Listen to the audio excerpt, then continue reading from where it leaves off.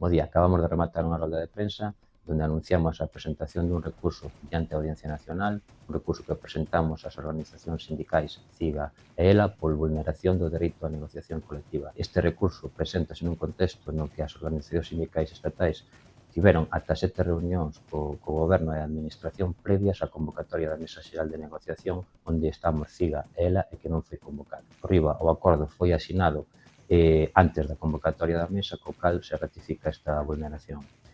Esta denuncia o que nos pedimos é que decaia ou a nulidade plena do acordo retributivo. Por qué? Porque ademais é lesivo para as condicións laborais do empregado público. Se se anula o acordo, non decae o Real Decreto Lei que dá soporte a este acordo e que mantería as condicións aí pactadas. O que se obligaría é a convocatoria da Mesa Xeral de Empregados Públicos, onde teríamos a capacidade ou oportunidade de facer propostas máis ambiciosas e que mellorasen as condicións dos empregados públicos e, sobre todo, que non permitan que sigamos perdendo poder adquisitivo.